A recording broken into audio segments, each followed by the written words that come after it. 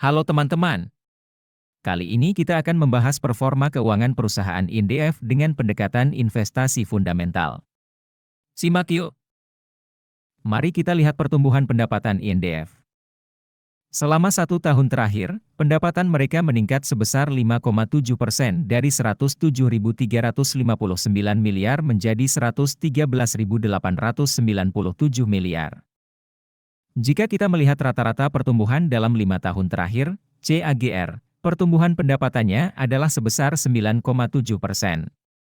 Menarik bukan? Selanjutnya, mari kita lihat laba bersih yang dihasilkan oleh INDF.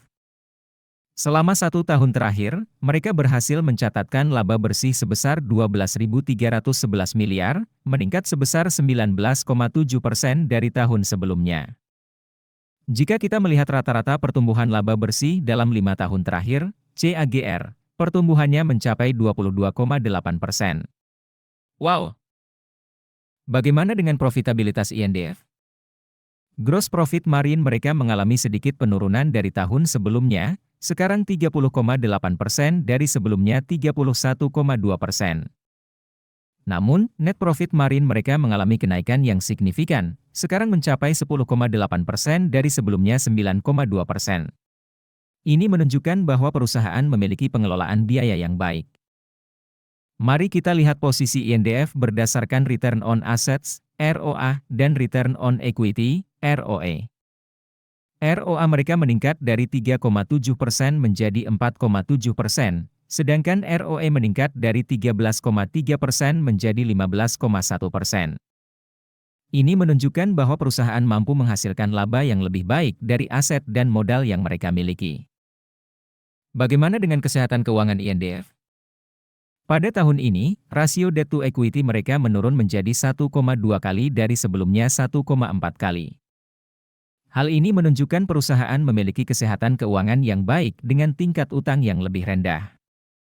Bagi penggemar Warren Buffett, INDF mendapatkan 4 poin dari total 6 poin menggunakan Buffett Score.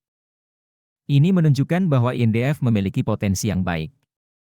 Untuk informasi lebih lanjut, kamu bisa download aplikasi investor melalui link yang ada di deskripsi video. Ngomongin soal valuasi nih, teman-teman. Ini nih tahap yang paling ditunggu-tunggu.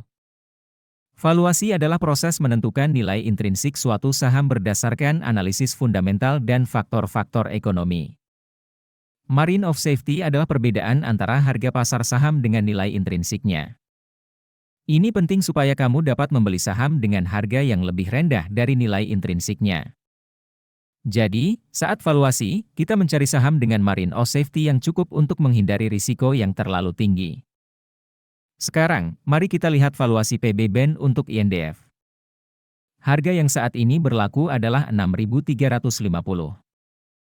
Valuasi fair value dari INDF adalah 8.838.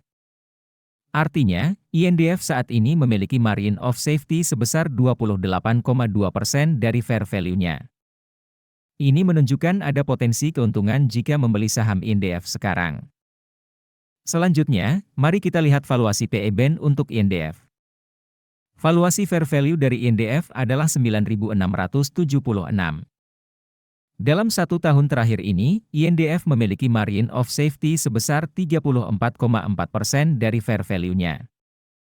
Ini juga menunjukkan ada potensi keuntungan dalam investasi di INDF. Nah, itu tadi sedikit ulasan mengenai performa keuangan INDF. Sekarang, giliran kamu untuk menganalisis dan mengambil keputusan investasi yang bertanggung jawab.